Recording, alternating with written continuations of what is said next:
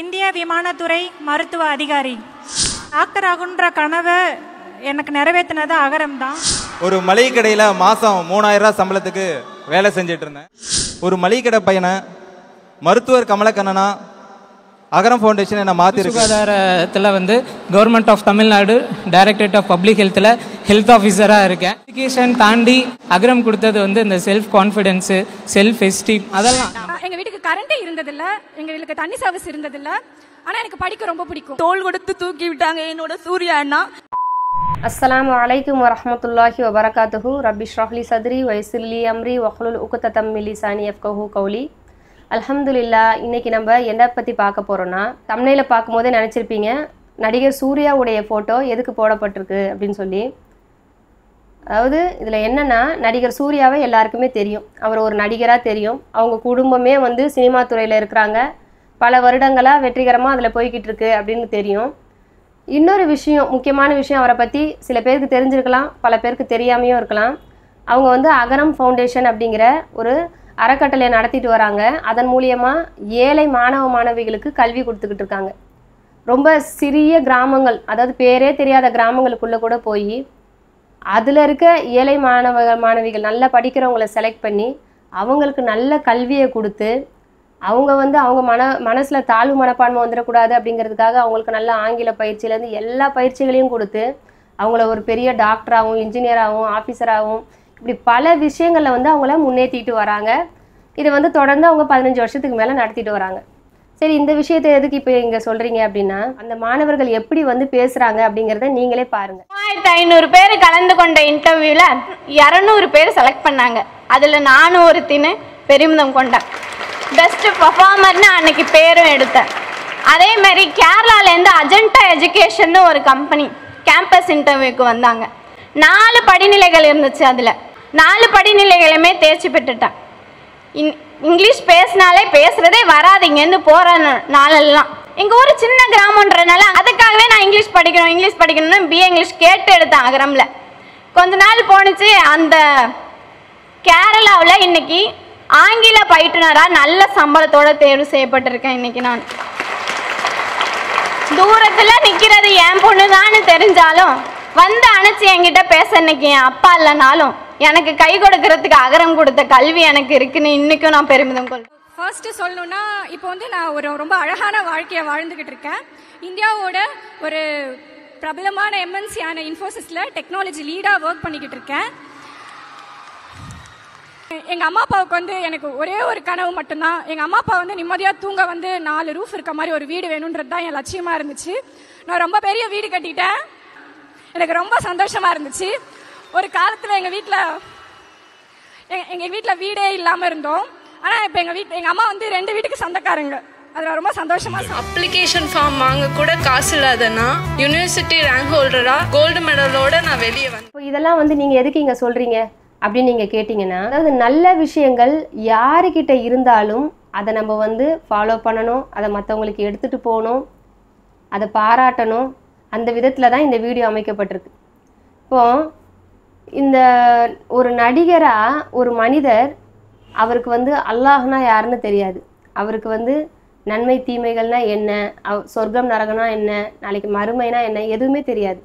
இந்த உலகத்தில் அவருக்கு கொடுக்கப்பட்ட அந்த பணத்தையும் நேரத்தையும் அவங்களுடைய ஆரோக்கியத்தையும் எல்லாத்தையுமே வந்து மற்றவர்களுக்காக சேவை பண்ணுற விதத்தில் நம்ம வந்து கொடுக்கணும், நம்ம வந்து மற்றவங்களுக்காக உழைக்கணும் அப்படின்னு சொல்லி உழைக்கிறாங்க. ஏன்னா இதே பணத்தில் அவங்க எவ்வளோ சொகுசு வாழ்க்கை வாழலாம், மற்றவங்களுக்கு படிக்க கொடுக்குற பணத்தில் சொகுசு வாழ்க்கை வாழலாம். இல்லைனா அவங்க வந்து என்ன பண்ணலாம், அவங்களுடைய நேரத்தையும் உழைப்பையும் இதில் போடுறதுக்கு பதிலாக இன்னும் 4 படம் நடித்தாங்கன்னா இன்னும் நிறையா பணம் சம்பாதிக்கலாம், எப்படியோ சொகுசாக இருக்கலாம். எந்த அரசியல்வாதியும் எந்த நடிகரும் செய்யாத இந்த மாதிரியான விஷயங்களை இவங்க செய்யறதுக்கு காரணம் என்ன? மற்றவங்களுக்கு கல்வி அளிக்கிறதுக்கு மூலயமா கிடைக்கிற ஒரு ஆத்ம திருப்தி, சந்தோஷம், மற்றவங்க நல்லா இருக்காங்க அப்படிங்கிற எண்ணம். இப்போது இந்த விஷயங்கள்லாம் ஒரு நடிகரை பார்த்து நம்ம கற்றுக்கிற மாதிரியாக நம்ம இருக்கிறோமா அப்படின்னு நினச்சோன்னா கண்டிப்பாக கிடையாது. அது இறைவன் தன்னுடைய திருமறையிலையும் நபிகள் நாயகம் ஸல்லல்லாஹு அலைஹி வஸல்லம் அவங்க தன்னுடைய பொன்மொழிகள்லையும் இந்த கல்வியோடைய அருமையும் கல்வியை மற்றவங்களுக்கு கொண்டு சேர்க்கறதுனால கிடைக்கிற நன்மைகளை பற்றியும் நிறைய விஷயங்கள் சொல்லியிருக்காங்க. நம்ம இங்கே என்ன சிந்திக்கணும்னா, மறுமைனா என்னன்னே தெரியாது, அல்லானா என்னன்னே தெரியாத ஒரு மனிதர் இவ்வளோ பண்ணும்போது நம்ம எந்த அளவுக்கு பண்ணிக்கிட்டு இருக்கோம். ஏன்னா அவங்களும் ஒரு தனி மனிதராக பண்ணுறாங்க. இன்றைக்கி நிறைய பேர் சேர்ந்துருப்பாங்க. ஒரு எதையுமே ஒரு ஸ்டார்ட் பண்ணும்போது ஒரு தனியாக ஒரு மனுஷனாக தானே ஸ்டார்ட் பண்ணணும்.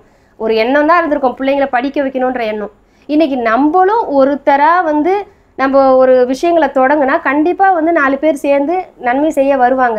அப்படிங்கிற எண்ணம்லாம் நம்ம மனசில் வந்திருக்கா அப்படின்னு நம்ம யோசிக்கணும்.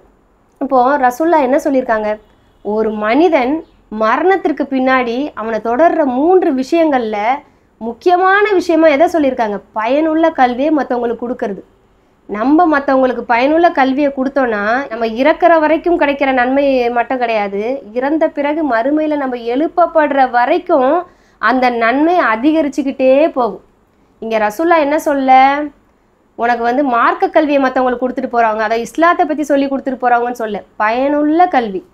அல்லாஹ் தாலா தன்னுடைய திருமறையிலையும் பல இடங்களில் ரப்பி ஜித்னி இல்மா, பயனுள்ள கல்வியே எனக்கு அளிப்பாயாக. அது இதில் வந்து ஃபிசிக்ஸ் இருக்குது, கெமிஸ்ட்ரி இருக்குது, மேக்ஸ் இருக்குது இல்லையா, பயோமேக்ஸுக்கு பயாலஜி இருக்குது, எல்லாமே இருக்குது. இப்படி இந்த எந்த கல்வியை நம்ம மற்றவங்களுக்கு கொடுத்தாலும் அது மற்றவங்களுக்கு பயனளிக்கும், அவங்க வாழ்க்கையை முன்னேற்றும். இதனால் அவங்க வாழ்க்கையில் இருக்க வறுமை போகும். இதனால் அவங்க வந்து 4 பேருக்கு நல்லது செய்ய முடியும், 4 பேரை படிக்க வச்சு அவங்கள கை தூக்கி விட முடியும். அப்படின்னா எந்த அளவுக்கு நம்ம அதில் வந்து ஒரு கேர் எடுத்து நம்ம பண்ணணும். நம்மளால் இயன்ற பங்களிப்பை மற்றவங்களுக்கு கல்வி அளிக்கிறதுக்கு நம்ம கொடுக்கணும் அப்படிங்கிறத நம்ம நினச்சி பார்க்கணுமா இல்லையா? அடுத்து பார்த்தோன்னா அல்லாஹ் தாலா இந்த கல்வியை எப்படி வலியுறுத்தி சொல்கிறான் தன்னுடைய திருமறையில். தான் முதல்ல இறக்குன வசனத்தில் இக்ரா பிஸ்மி ரப்பி கல்லதி ஹலக், படிங்க, ஓதுவீராக. அல்லாஹ் தாலா இட்ட கட்டளையே என்னன்னா ஓதுவீராக, படிப்பீராக, என்னை தொழுவீராக இல்லையா, அதெல்லாம் அப்புறம் தான் சொல்கிறான். முதல்ல இட்ட கட்டளை என்னதுன்னா ஓதுவீராக, படிங்க. ஹலக்கல் இன்சான மின் அலக்கு, அவனே உங்களை வந்து அலக்கு அப்படிங்கிற நிலையிலேருந்து உருவாக்கினான். ஈக்குற ஒரு ரப்புக்கள் அக்குரம், அல்லாஹ் தாலா என்ன சொல்கிறான், திரும்பவும் சொல்கிறான் ஓதுவீராக. உன்னுடைய இறைவன் மாபெரும் கொடையாளி, அல்லதி அல்லம பில்கலம், அவனே எழுதுகோலை கொண்டு உங்களுக்கு கற்றுக் கொடுத்தான். அதாவது இறைவன் மிகப்பெரிய கொடையாளி அப்படின்னு சொல்லிட்டு இறைவன் அடுத்து எதை பற்றி சொல்கிறான் பாருங்க. இறைவன் கொடையாளினா இந்த உலகத்தை படைச்சது இறைவன், வானம் பூமி நம் மனிதர்கள் விலங்கினங்கள் இந்த உலகத்தில் உள்ள எல்லாமே ஒரு விஷயம் விடாமல் படைத்தது இறைவன். இன்றைக்கி நம்ம இப்போ விடுற மூச்சு காற்று, நம்மளுக்கு இருக்கிற ஒரு உறுப்புக்கள், நம்மளை சுற்றி நம்ம பார்க்குற நம்ம கண்ணு கேட்டுற தூரம் வரைக்கும் இருக்கிற எல்லா விஷயங்களுமே படைக்கப்பட்டது இறைவனால். ஆனால் அந்த இறைவன் எதை முன் வச்சு சொல்கிறான்னா, உங்களுக்கு வந்து எழுதுகோலை கொண்டு நான் அவனுக்கு கற்றுக் கொடுத்தேன் அப்படின்னு சொல்கிறான். அந்த எழுதுகோல் படிப்பை பற்றியும் எழுதுகோலை பற்றியும் கற்றுக் கொடுக்கறத பற்றியும் அல்லாஹ் தாலா முதல்ல இறக்குன வசனத்தில் நபிகள் நாயகம் ஸல்லல்லாஹு அலைஹி வஸல்லம் அவங்களுக்கு சொல்கிறான்னா, அப்போ அந்த கல்விக்கு இந்த இஸ்லாம் எந்த அளவுக்கு முக்கியத்துவம் கொடுக்குது அப்படின்னு நம்ம கொஞ்சம் நினச்சி பார்க்கணும். ஏன்னா இறைவன் சொல்லியிருந்தா எவ்வளோ விஷயங்களை அந்த இடத்துல குறிப்பிட்டிருக்கலாம். இந்த நம்ம அற்பமாக நினைக்கிற ஒரு பேனாவை பற்றி இங்கே சொல்லியிருக்க வேணாம், நம்ம சாதாரணமாக நினைக்கிற ஒரு படிப்பை பற்றி சொல்லியிருக்க வேணாம். அல்லமல் இன்சான மாலம் யாலம், அவன் தான் மனிதனுக்கு தெரியாததை எல்லாத்தையும் கற்றுக் கொடுத்தான். அப்போது அந்த கற்றுக் கொடுக்கறது, கற்பிக்கிறது, எழுதுறது, இதை தான் இறைவன் முன்னோக்கி சொல்கிறான் அப்படின்னு சொன்னால் அதில் என்ன காரணம்? கண்டிப்பாக இது வந்து ஒரு மனிதனுக்கு இன்றியமையாதது.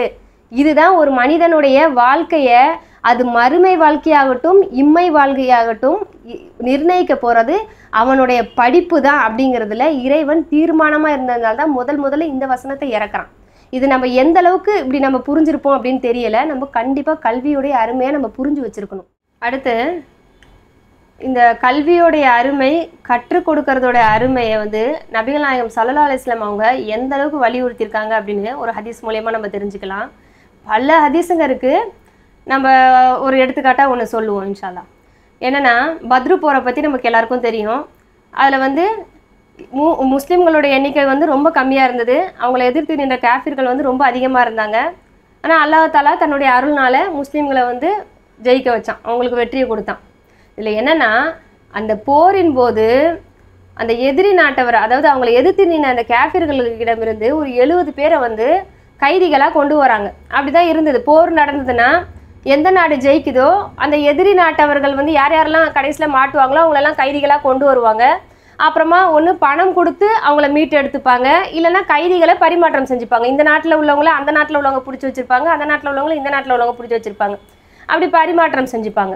ஆனால் ரசூல்லா என்ன கண்டிஷன் வைக்கிறாங்கன்னா, அதாவது எங்களுடைய பிள்ளைகளுக்கு நீங்கள் வந்து யார் யார் கற்றவர்கள் இருக்கிறீங்களோ, நல்ல கல்வியறி உடையவர்கள் இருக்கீங்களோ, அவங்க கல்வியை கற்றுக் கொடுக்கணும்.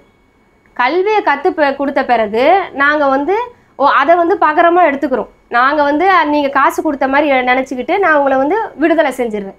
ஆனால் அந்த கல்வியை நீ கற்றுக் கொடுக்கணும் அப்படின்னு சொல்கிறாங்க. அந்த மாதிரி நேரத்தில் படித்த நிறைய பிள்ளைகள் வந்து பெரிய அறிஞர்களெல்லாம் வந்ததாக வரலாறு இருக்குது. அந்த அளவுக்கு நபிகள் நாயகம் ஸல்லல்லாஹு அலைஹி வஸல்லம் அவங்க ஒரு போர் சூழ்நிலை, அந்த போர் சூழ்நிலை எப்படியாப்பட்டது, பத்ரு போர் எப்படின்னு அதை பற்றி டீட்டெயிலாக தெரிஞ்சவங்களுக்கு தெரியும். அப்படியாப்பட்ட போர் சூழ்நிலையில் கல்வியை பற்றி நினைக்கிறாங்க, கற்றுக் கொடுக்கறத பற்றி நினைக்கிறாங்க. நாளைக்கு வாழ்க்கைக்கு இதுதான் முக்கியம் அப்படின்னு நினைக்கிறாங்க. அவங்க வந்துட்டு நான் ஜெயிச்சிட்டேன், நான் நாட்டை கைப்பற்ற போகிறேன், எனக்கு இந்த பொருள் வேணும், அந்த நகை வேணும் அப்படின்னு சொல்லி எதிர்பார்க்கல. எனக்கு கல்வி வேணும், அந்த கல்வியை நீங்கள் மற்றவங்களுக்கு கற்றுக் கொடுக்கணும், அப்படின்னா உங்களை நான் விடுதலை செஞ்சிருவேன் அப்படின்னு சொல்லும்போது கல்விக்கு எந்த அளவுக்கு நபிகள் நாயகம் ஸல்லல்லாஹு அலைஹி வஸல்லம் அவங்க முன்னுரிமை கொடுத்துருக்காங்க. எக்கச்சக்கமான ஹதீஸுகள் இருக்குது, எக்கச்சக்கமான குர்ஆன் வசனங்கள் இருக்குது. இந்த கல்வியுடைய அருமையை வந்து மற்றவங்களுக்கு பறைசாற்ற விதமாக இறைவன் சொல்கிறதும் நபிகள் நாயகம் ஸல்லல்லாஹு அலைஹி வஸல்லம் அவங்க வந்து எடுத்து சொல்கிறதும் நிறைய இருக்குது. அந்த அளவுக்கு இந்த இஸ்லாமிய மார்க்கம் வந்து கல்விக்கான ஒரு முக்கியத்துவத்தை வந்து எல்லா இடத்துலையுமே நிலைநிறுத்தியிருக்கு.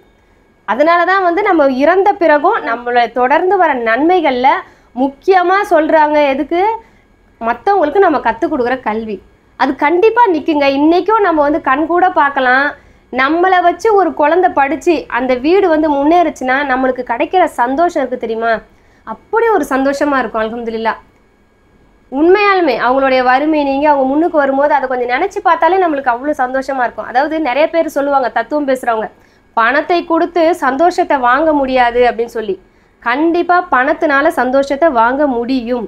எப்போனா அந்த பணம் மற்றவங்களுக்காக செலவழிக்கப்படும் போது, அவங்களுடைய நன்மைக்காக செலவழிக்கப்படும் போது அந்த பணத்தினால நம்மளுக்கு சந்தோஷம் கிடைக்கும். நமக்காக நம்ம சந்தோஷத்துக்காக செலவழிக்கிற பணம் வந்து அது ஒரு நிரந்தரமான சந்தோஷத்தை நம்மளுக்கு கொடுக்காது. அப்படியே நம்மளுக்கு வந்து சந்தோஷத்தை கொடுத்தாலும் அது கொஞ்ச நேரம் டெம்பரரியாக இருக்கும். சில பேருக்கு உண்மையாக சொல்ல போனால் பணத்தை வெளியே செலவு பண்ணுவாங்க, ஆனால் அது சந்தோஷத்தையே கொடுக்காது. ஆனால் மற்றவங்களுக்காக சேவை பண்ணணும்னு இறங்கி மற்றவங்களுக்கு கொடுக்குற பணம் கண்டிப்பாக நமக்கு வந்து சந்தோஷத்தை கொடுக்கும். இல்லை இன்னும் இதை எப்படி நம்ம பண்ணுறது, நம்ம ஒரு தனி மனுஷங்களாக இருந்து எப்படி பண்ணுறது அப்படின்னு நம்ம நினைக்கவே கூடாது. நம்மளால் எவ்வளோ முடியுமோ, பக்கத்தில் இருக்க தாய் தகப்பனுக்கு படிப்பறிவு இருக்காது, அந்த குழந்தைக்கு வீட்டில் கூப்பிட்டு நம்ம படிப்பு சொல்லி கொடுக்கலாம். நமக்கு பணம் கொடுக்கறதுக்கு வசதி வாய்ப்பு இல்லாமல் இருந்தாலும் படிப்பு சொல்லி கொடுக்கலாம், இல்லை ஒரு நேரத்தை கொடுக்கலாம், இல்லை வேற ஏதாவது வகையில் அவங்களுக்கு உதவி செய்யலாம். இல்லை இன்னொரு 4 பேர் இருக்காங்கன்னா அவங்க கூட சேர்ந்து என்ன பண்ணலாம், பணத்தை திரட்டி அவங்களுக்கு ஏதாவது பண்ணலாம். வருஷத்துக்கு ஒரு தடவை நம்ம மாதத்துக்கு ஒரு 100 ரூபா 200 ரூபா 500 ரூபா இந்த மாதிரி சேர்த்து வச்சா கூட வருஷத்துக்கு குறைஞ்சது ஒரு 1000மோ ஒரு 5000மோவாவது அந்த பிள்ளைங்களுடைய ஃபீஸ் கட்டுறதுக்கு கொடுக்குறதோ, இல்லைனா வந்து அவங்களுக்கு ஒரு பேக் வாங்கி கொடுக்குறதோ, பெண்ணு வாங்கி கொடுக்குறதோ, இப்படி ஏதாவது ஒரு வகையில் வந்து அவங்களுக்கு நம்ம நன்மை செஞ்சுக்கிட்டே இருக்கணும். கண்டிப்பாக இது வந்து நம்மளுக்கு சதக்கத்துல் ஜாரியா, இது வந்து நம்மளுக்கு வந்து அதிகமாயிட்டே இருக்கும். நம்மளுக்கு இந்த தர்மம் இது ஒரு பெரிய தர்மம், மற்றவர்களுக்கு கல்வி கொடுக்கறது வந்து ஒரு பெரிய தர்மம். அப்போது அதை நம்ம வந்து செய்யணும். இன்னொன்று இப்போ வந்து எப்படி இதை செய்யறது அப்படின்னு பார்த்தோன்னா, இப்போ நம்ம வீட்டில் ஆண்களுக்கு வந்து செய்யறதுக்கு வந்து நிறையா எண்ணம் இருக்கும். இதை பெண்கள் வந்து என்ன பண்ணுவாங்கன்னா அதை தடுக்கிற மாதிரி நிறைய பேர் இருப்பாங்க. பெண்கள் வந்து இதுக்கு முன்னு வரணும். இதை வந்து நீங்கள் மற்றவங்களுக்கு கொடுக்குறீங்களா, படிக்க வைக்கிறீங்களா, நாங்கள் வந்து உங்களுக்கு சப்போர்ட்டாக இருக்கோன்னு சொல்லி முன் வரணும். இப்போ ஒரு சாதாரண நடிகை, அவங்க ஒரு ஜோதிகான்ற ஒரு நடிகை தன்னுடைய கணவனுடைய நல்ல எண்ணத்தை புரிஞ்சுக்கிட்டு அவங்களுக்கு துணையாக நிற்கும் போது, நம்மள மாதிரி மறுமையை நம்புகிற பெண்கள், நம்மளுடைய சஹாபியா பெண்கள் வந்து மறுமைக்காக வேண்டி எதை வேணால் கொடுக்க தயாராக இருந்தாங்க இல்லையா. அவங்க வந்து அவங்களுடைய கணவன்மார்கள் வந்து ரசூல்லா கேட்குறாங்க, இந்த தானமாக வந்து இந்த தோட்டத்தை பெரிய தோட்டத்தை கொடுத்துட்றோம், நாளைக்கு வந்து மறுமை கிடைக்குமா அப்படின்னு சொல்லிட்டு அதை கொடுத்துருவாங்க. கொடுத்துட்டு போய் அந்த மனைவி கிட்ட சொல்லும்போது அந்த வரலாறுலாம் இருக்குது. அந்த சஹாபிய பெண்மணிகள் என்ன சொல்லுவாங்க, இது நல்ல ஒரு முதலீடாக இருக்கே, இது நல்ல வியாபாரமாச்சே, இதை கொடுத்தா அப்போ நம்மளுக்கு மறுமையில் சொர்க்கம் கிடைக்குமா, அப்போ கொடுத்துருங்க அப்படின்னு சொல்லுவாங்க. ஆனால் இந்த காலத்து பெண்மணிகள் அந்த கணவனுடைய தாய் தகப்பனுக்கு கொடுக்கறதுக்கே தடுக்கிறாங்க. அந்த மாதிரி பெண்மணிகள்லாம் கூட இருக்க தான் செய்கிறாங்க. அப்போது நம்ம அப்படி தடுக்கக்கூடாது, நல்லது பண்ணணும், நம்ம நிறைய பண்ணணும். ஒரு மனைவியோடைய ஒரு தூண்டுதல் இல்லாமல், மனைவியோடைய ஒரு ஆதரவு இல்லாமல் ஒரு கணவன் வந்து ஒரு நன்மை செய்ய முடியாது. அதனால் நம்ம அதுக்கு தூண்டணும். அடுத்து நம்மளுடைய பிள்ளைகளையும் வந்து இதுக்கு வந்து நம்ம தூண்டணும். ஏன்னா வந்துட்டு பிள்ளைகள் விஷயத்தில் வந்து நம்ம எவ்வளோ செலவு பண்ணுறோம், அவங்களுக்கு வந்து அதாவது சொகுசு வாழ்க்கையை கொடுக்குறோம், நமக்கு எடுத்துக்கிட்டு இருக்கோம். பிள்ளைகளுக்கு கொடுக்க வேண்டியது ஒழுக்கமான ஒரு வாழ்க்கையையும் நல்ல கல்வியையும் நல்ல ஆகாரம் ஆரோக்கியம் இதை தான் நம்ம கொடுக்கணுமே தவிர சொகுசு வாழ்க்கையை கொடுக்கக்கூடாது. இன்றைக்கி ஒரு நம்ம குழந்தைக்காக வெளியே கூட்டு போகிறதுக்காக செலவு பண்ணும்போது அந்த குழந்தைகிட்ட வந்து இன்றைக்கி உனக்கு நான் இவ்வளோ செலவு பண்ணேன்னா, நம்ம ஒரு டூருக்கு வெளியே ட்ரிப்பு போனோன்னா ஒரு 10,000 20,000 ஆகும்.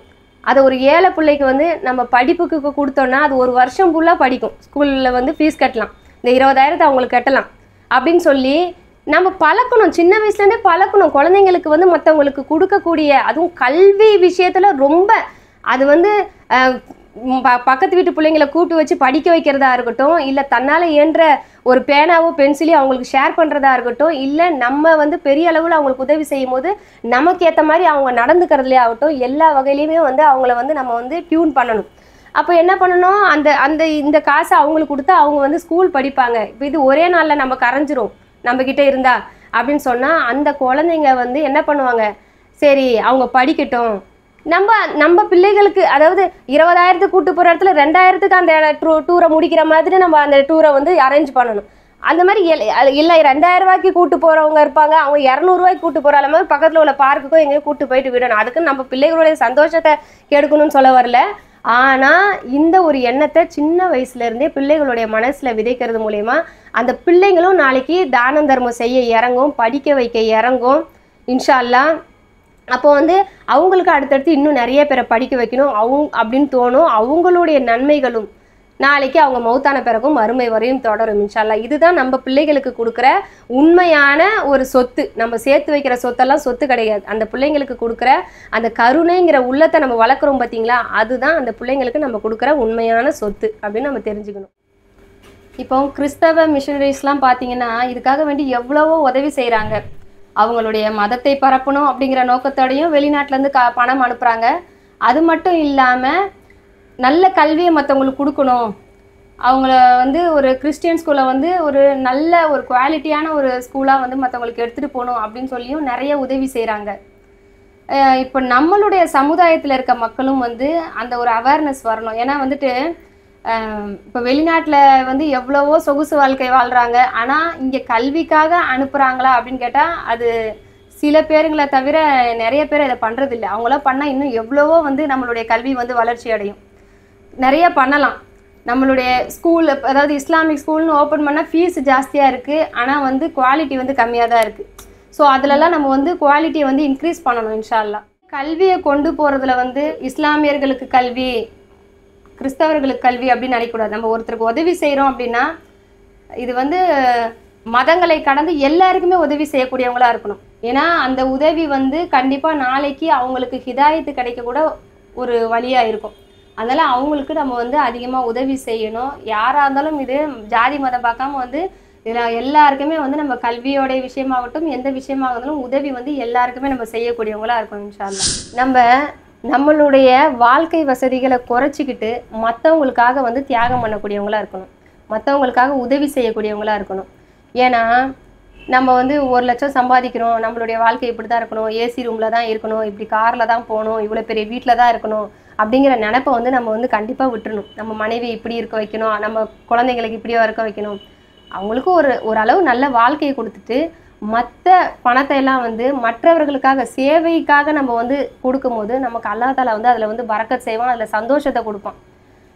ஏன்னா இப்போ ஒரு சினிமா துறையில் இருக்க ஒரு குடும்பத்துக்கே வந்து அவங்களுடைய காலத்தையும் நேரத்தையும் பணத்தையும் அவங்களுடைய அறிவையும் எல்லாத்தையும் வந்து மற்றவர்களுக்காக கொடுக்கணும், மற்றவங்களை வாழ வைக்கணும்னு தோணும் போது மறுமைக்காக வாழ்கிறோம் மக்கள் நம்ம.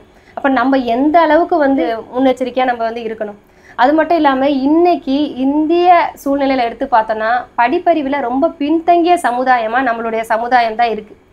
இப்போ இதுக்கு பெரிய காரணங்கள் இருக்குது, பல காரணங்கள் இருக்குது. ஏன்னா வந்துட்டு அரசியல் காரணங்கள் இருக்கலாம், அப்புறம் சுதந்திர போராட்டத்தின் போது வந்து எனக்கு இந்த வெள்ளையனுடைய படிப்பு வந்து தேவை கிடையாது, நான் அதை தூக்கி எறிஞ்சது இருக்கலாம். இப்படி பல காரணங்கள் இருந்தாலும் சுதந்திரம் அடைந்து 75 வருஷத்துக்கு மேலே ஆயிடுச்சு. இன்னும் வந்து நம்ம பின்தங்கிய நிலைமையிலே இருந்தால் எப்போ வந்து நம்மளுடைய சமுதாயத்தை நம்ம தூக்கி விடுறது இல்லையா? அப்போ படிப்பில் ஒரு மனுஷனை தூக்கி விட்டா, ஒரு வீட்டில் ஒரு படிப்பில் தூக்கி விட்டுட்டோன்னா எல்லாத்துலேயுமே அவன் வந்து முன்னுக்கு வருவான், அவன் 4 பேரை படிக்க வைப்பான்.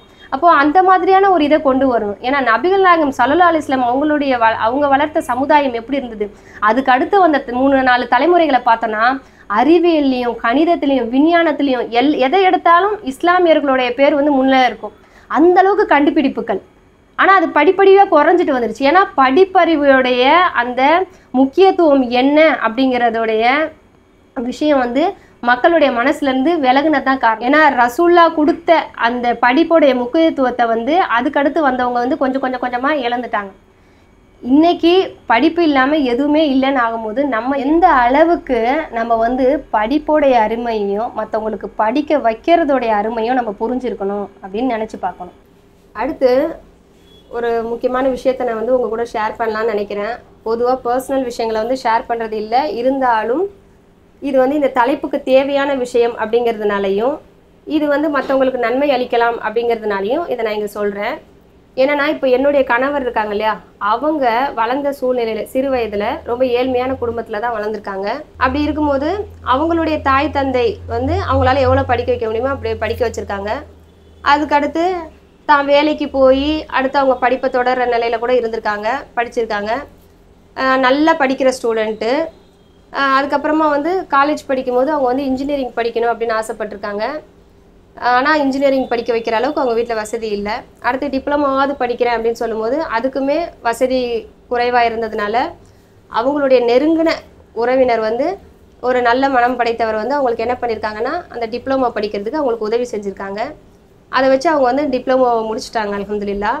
முடிச்சுட்டு அவங்க அடுத்து அந்த டிப்ளமோ டிகிரியை வச்சு அவங்க ஒரு வேலைக்கு போய் சம்பாதிச்சு அந்த பணத்தை வந்து திரும்பி கொடுக்குறாங்க. அந்த மனிதருக்கு கொடுக்கும்போது அவங்க என்ன சொல்கிறாங்கன்னா, இல்லை இது வந்து எனக்கு வேணாம்ப்பா, நீ வந்து இன்னும் நல்லா சம்பாதிச்சு இன்னும் உன்னைய மாதிரி படிக்கிற ஸ்டூடெண்ட் இருக்காங்க இல்லையா, நல்லா படிக்கிற ஸ்டூடெண்ட்டுக்கு நீ உதவி செய்யி, அதுவே எனக்கு போதும்னு சொல்லியிருக்காங்க. அது அவங்களுக்கு அந்த சின்ன வயசுலேயே அவங்க மனசில் வந்து ஆழமாக பதிஞ்சிருச்சு. அதுக்கப்புறம் அவங்க என்ன பண்ணாங்கன்னா டிப்ளமோ வச்சு வேலைக்கு போய் அவங்க சொந்த காசுலேயே பிடெக் படித்தாங்க, அடுத்து எம்டெக்கு, அடுத்து இன்னொரு எம்டெக்கு, அடுத்து எம்பிஏ, இப்படி வந்து நிறைய படிச்சுக்கிட்டு அல்ஹம்துலில்லாஹ் அவங்களுடைய தரத்தை வந்து அவங்க உயர்த்தி இன்றைக்கி ஒரு பெரிய கம்பெனியில் வந்து ஒரு பெரிய போஸ்ட்டில் இருக்காங்க அல்ஹம்துலில்லாஹ். இன்றைக்கும் அவங்க வந்து மற்றவங்களுக்கு படிப்புக்கு உதவி செய்யும் போது அவங்களுக்கு யார் உதவி செஞ்சாங்களோ அவங்கள எப்போவுமே நினைவு கூர்ந்துப்பாங்க. அவங்க வந்து இவங்க வந்து அன்றைக்கி எனக்கு உதவி செய்யலைன்னா, நான் அன்றைக்கி அந்த டிப்ளமோ முடிக்கலைன்னா இன்றைக்கி நான் இத்தனை டிகிரி முடிச்சிருக்க முடியாது. அல்ஹம்துலில்லாஹ் அவங்க மூலியமாக அல்லா தாலா எனக்கு உதவி செய்ய வச்சான். இன்றைக்கி நான் எத்தனை பேருக்கு செஞ்சாலும் அதில் உள்ள எல்லா நன்மைகளும் அவங்களுக்கும் பங்கு இருக்குது, அவங்களுக்கும் இந்த நன்மை போகும் அப்படின்னு சொல்லுவாங்க. இப்போ நம்ம ஒன்று நினச்சி பார்க்கணும், யார் இவங்களுக்கு உதவி செஞ்சாங்களோ அவங்க கொஞ்சம் கூட நினச்சிருக்க மாட்டாங்க இவங்க வந்து இத்தனை பேருக்கு உதவி செஞ்சு அதில் நன்மையெல்லாம் நம்மளுக்கு வந்துக்கிட்டு இருக்குன்னு சொல்லி. அவங்க வந்து நல்லா படிக்கிற பையன், இவங்களுக்கு நம்ம உதவி செய்வோம், அவங்கள வந்து கை தூக்கி விடுவோம் அப்படின்னு பண்ணியிருப்பாங்க. ஆனால் இன்றைக்கி வந்து அவங்களுக்கு தெரியாத வகையில் வந்து அவங்களுடைய நன்மை சேர்ந்துக்கிட்டு இருக்கு. இப்போ இந்த நம்மக்கிட்ட நன்மை அடைகிறவங்க வந்து இன்னும் நிறைய பேரை படிக்க வைக்கலாம். அவங்க வந்து என்ன பண்ணுவாங்க, அவங்க இன்னும் நிறைய நன்மைகளை வந்து அந்த மனிதருக்கு கொடுக்கலாம். அடுத்து அவங்க மூலியமாக பல பேருக்கு நன்மை போகலாம். இப்படி தான் இது வந்து ஒரு சங்கிலி தொடர் மாதிரி போய்கிட்டே இருக்கும் அல்ஹம்துலில்லாஹ். இப்போ இதுலேருந்து என்ன தெரியுதுன்னா, அந்த நேரத்தில் செஞ்ச ஒரு முக்கியமான உதவி எப்படி இருக்குன்னா, அந்த உதவி செய்யலைன்னா அந்த நேரத்தில் அவங்க அடுத்து வேலைக்கு கூட போயிருந்துருக்கலாம், தொடர்ந்துருக்கலாம். அந்த படிப்புக்கு அப்படின்னு உதவி செஞ்சதுனால அது அவங்க வாழ்க்கையே மாற்றிடுச்சு. 4 பேருக்கு அவங்க உதவி செய்ய வைக்கிற மாதிரி ஆக்கிடுச்சு. இப்படி தான் நம்ம படிப்புக்குன்னு ஒருத்தருக்கு உதவி செய்யும் போது அது எப்படி ஆக்கும்னா, நாளைக்கு நம்ம கண்ணு முன்னாடி இருக்க அவங்களுடைய வாழ்க்கை தரத்தையும் உயர்த்தும், நம்ம கண்ணுக்கே தெரியாமல் இருக்கிற அவங்களுடைய வாழ்க்கை தரத்தையும் உயர்த்தும். இன்னைக்கு நம்ம வந்து ஒரு தாய் தகப்பன் நம்மளுக்கு உதவி செய்கிறாங்க, நம்மளை படிக்க வைக்கிறாங்க அப்படின்னா அல்ஹம்துலில்லாஹ் தாய் தகப்பனுக்கு நம்ம நன்றி கடன் பட்டவங்க தான். ஆனால் தாய் தகப்பன் நம்ம விஷயத்தில் கேள்வி கணக்கு உள்ளவங்க, சரியா? அவங்க நம்மளுடைய வளர்ப்புலையும் நமக்கு படிக்க வைக்கிறதுலையும் அவங்களுக்கு எந்த அளவுக்கு வசதி இருக்கோ அந்த அளவுக்கு படிக்க வைக்கிறதுலையும் கேள்வி கணக்கு இருக்குது. உனக்கு இந்த அளவுக்கு காசு கொடுத்தானே, நீ உன் பிள்ளைய எந்த அளவுக்கு வளர்த்த படிக்க வச்ச அப்படின்னு சொல்லி. ஆனால் கேள்வி கணக்கே இல்லை. இப்போ வந்து ஒரு பக்கத்து வீட்டுக்காரரோ இல்லை ஒரு சொந்தக்காரரோ இல்லை வந்து ஒரு தெரிஞ்சவரோ இல்லை ஒரு உறவினரோ உதவி செய்கிறதுல சில பேருடைய முகம் எப்படி இருக்குன்னு கூட நம்மளுக்கு தெரியாது. ஆனால் அவங்களுக்கு உதவி செஞ்சுக்கிட்டு இருக்கும்போது அவங்களுக்கு செய்யலைன்னா வந்து அல்லாஹ் நம்மகிட்ட கேட்க போகிறதுல ஏன் செய்யலைன்னு சொல்லி. அப்போது அந்த மாதிரி நம்ம அந்த கேள்விக்கான கூட இல்லைன்னா கூட நம்ம வந்து அதை பற்றி நினைக்காம நம்ம வந்து உதவி செய்யணும்னு செஞ்சுக்கிட்டு இருக்கும்போது அது எவ்வளோ பெரிய நன்மைகளை நமக்கு வந்து கொடுக்கும் இன்ஷா அல்லாஹ். அதனால் வந்து இதை மனசில் வச்சுக்கிட்டு நம்ம என்ன பண்ணணும்னா நிறைய பேருக்கு நம்ம வந்து உதவி செய்யணும். ஏன்னா இன்றைக்கி நம்ம செய்கிற உதவியை பெறுற பிள்ளைங்க இருக்கு இல்லையா, அவங்க நம்ம பிள்ளையை விடக்கூட நம்ம பெத்த பிள்ளைகளை விடக்கூட மேலே வர்றதுக்கு சான்ஸ் இருக்குது. சரிங்களா? இன்றைக்கி நம்ம வசதியாக இருக்கோம், நம்ம பிள்ளைகளை நம்ம படிக்க வைக்கிறோன்னா அந்த பிள்ளைகளை விட அவங்க மேலே வருவாங்க. இதெல்லாம் ஒரு சந்தோஷமான விஷயம். உண்மையாலுமே நம்ம பெத்த பிள்ளைகளை விட அவங்க மேலே வந்து நமக்கு பேர் கொடுக்குற ஒரு பிள்ளையாக அவங்க இருக்கிறாங்க அப்படின்னும் போது இது கண்டிப்பாக நல்லுள்ளம் படைத்த ஒவ்வொருத்தவங்களுக்குமே வந்து ஒரு பெரிய கிஃப்ட். அல்ஹம்துலில்லாஹ். நம்ம மற்றவங்களுக்கு உதவி செய்யும் போது கண்டிப்பாக நம்ம பிள்ளைங்களும் மேலே வருவாங்க. நம்ம பிள்ளைகளுக்கு அல்லாஹ் தஆலா ஒரு நல்ல வாழ்க்கையை கொடுப்பான். நம்ம பிள்ளையும் நம்மளுடைய பணியை தொடர்ந்து செய்வாங்க இன்ஷா அல்லாஹ். அதனால் வந்துட்டு இப்போ இந்த நடிகர் சூர்யா அவர்களுடைய அந்த அகரம் ஃபவுண்டேஷன் மூலயமா நான் சொல்லிக்க விரும்புகிற விஷயம் இதுதான். கண்டிப்பாக யார் யாரும் அவங்கவுங்களால முடியுதோ எல்லாருமே நம்மளுடைய மற்ற பிள்ளைங்களுடைய படிப்பில் நம்மளுடைய கான்ட்ரிபியூஷன் இருக்கணும் அப்படிங்கிறத கண்டிப்பாக மனசில் வச்சுக்கணும்.